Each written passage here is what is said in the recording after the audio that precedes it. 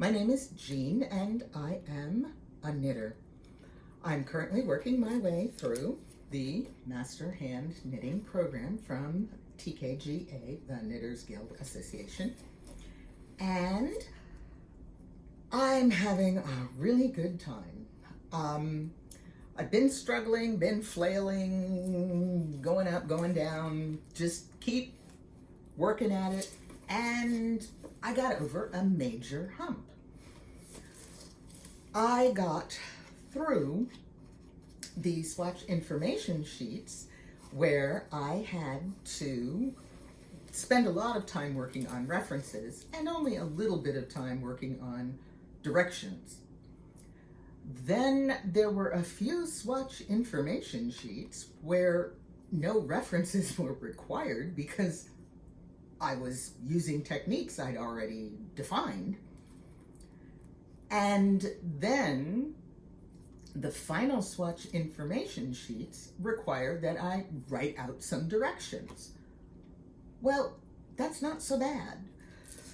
Then I also, yay, bought paper for ink for my printer because I had none and I wasn't printing out swatch information sheets. So progress is even better than I had thought. And I had been fussing with the invisible join at the bottom when I cast on for the mitten. And I tried a couple and I wasn't happy and I just kept trying different ones. And I finally found one that's not gonna look like some weird kludged together lump. And I started working on the thumb join. And I thought it was going to be much worse than it actually has been. To get a nice looking thumb join, 90% of your problem is the tension on the stitches that you have. So if you are not managing the tension on the stitches correctly, you see my hole? I've got a bad hole. Oh dear. Notice no hole on this side, but I have a twisted stitch. And I'm trying to figure out how I did that. And I think it is how I picked up to knit. And my concern is when I don't have that twisted stitch, am I gonna have a hole? Is the twist pulling a hole together? So I have to do another little sample. But as you can see, I am not like knitting a mitten. I'm just doing a part of a mitten and the thumb. And I'm doing all of the increases for the thumb because I really hadn't thought that it made sense for me to do fewer, but now I'm thinking and my brain is on task, and I don't actually have to complete the entire thumb gusset. I can do a partial thumb gusset because I don't really need this much. Now I'm way not on gauge with this yarn, and I don't care because the larger I'm working, the easier it is for me to see what I'm doing and not getting right. This is acrylic, so it's not nearly as forgiving, but you know something? If you get it perfect in acrylic, it'll be perfect in wool. Same for cotton, but I'm not doing this in cotton. Thank you, I have a brain left. No, I'm not going there. I knit enough so that I can up the thumb, so I can clearly see what my thumb join is looking like, and it's not quite where I want it. It's close, but not all the way there. Will it be noticed on a racing jackass? No. But it will be noticed by the evaluators, so gotta get it right. But again, a lot of it is tension, And some of that can be mastered by knitting 2 stitches together. My concern with that is I won't have a consistent path of stitches that goes parallel and then splits out and then this comes down. I don't know how to describe it, but it won't match up right because there'll be 1 stitch that's gone. And that's not what I want. I want the stitch to continue perfectly smoothly, and just not sure how I'm going to do that without doing the decrease, because I do think a decrease may be required to make it look even better. So we are continuing to do samples, but we are making progress. Hubby has not made any more yarn boxes for me, but he bought a laser burner so he can put designs on things. He tested one on a Tervis tumbler and had to learn how to get the piece to rotate under the laser. He finally figured it out, but I now have a cup with lots of interesting marks on it and one that is absolutely perfect. Am I upset about this? No, because it doesn't change the insulation capabilities of the laser. No, insulation capabilities of the cup. Oh my goodness. I'm a little tired, I'm a little excited, I'm looking forward to my evening. I am going out this evening to the Knitting Guild meeting in Milwaukee, which is about an hour's drive, and looking forward to it. It should be a lot of fun. I missed last month because of the changes in my work schedule for my new position, and was able to get that sorted out in time for me to make this month's meeting.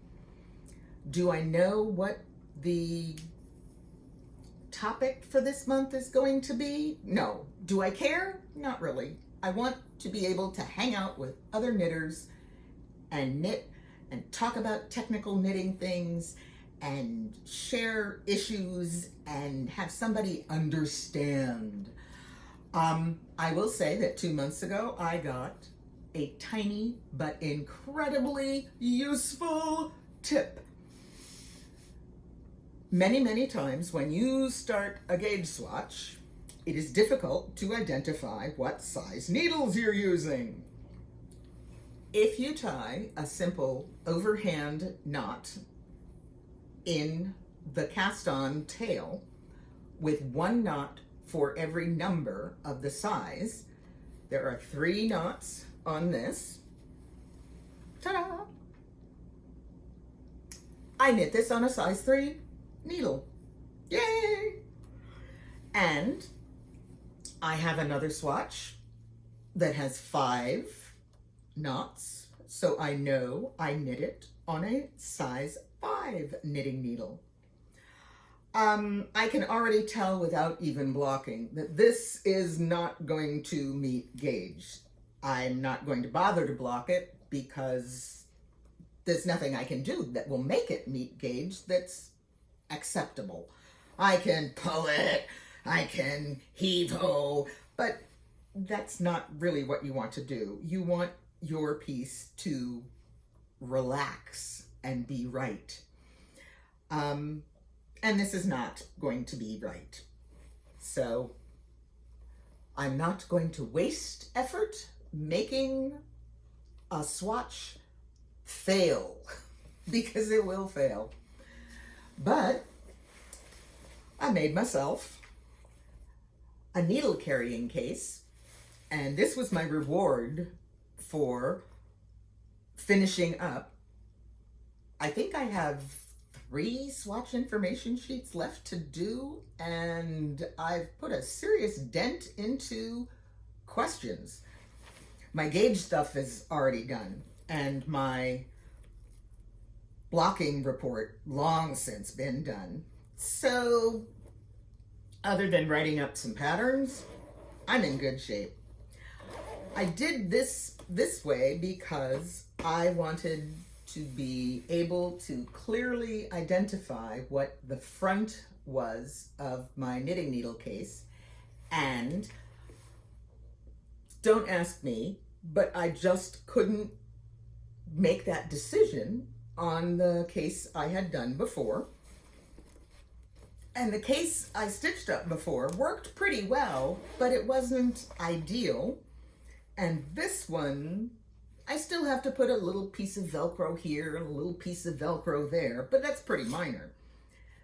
This one has space for a lot of my super fine knitting needles. It has space for my smaller double points. And I labeled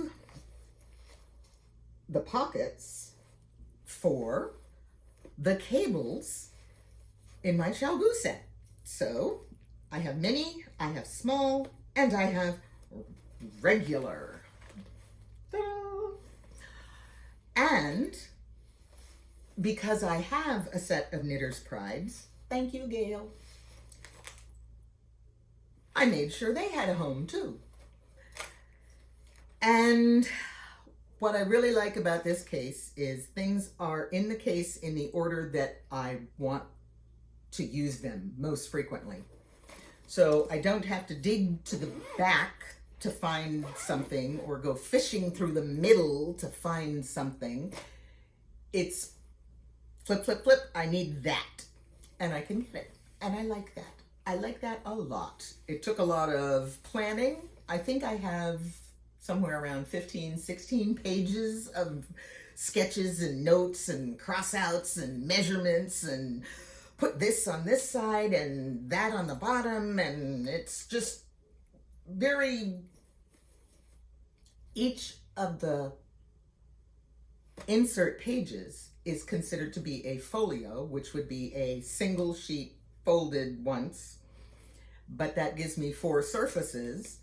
And if you don't assemble the 4 surfaces in order, it's not going to work. You're going to end up sewing pockets through an extra layer, and you won't have the right pockets on the other side because you'll have all these lines where you divvied it up to put your knitting needles in. So you have to do it in the right order. And that took planning, and it was worth the effort, and I'm really glad I did it. So I'm about to head out to the TKGA meeting. Yay! I have to buy some fuel before I go. I've looked up where the cheapest fuel is. I don't drive a car that works on gas. I drive a diesel truck, and I love my diesel truck, and I'm not giving her up for anything. But y'all have a wonderful day.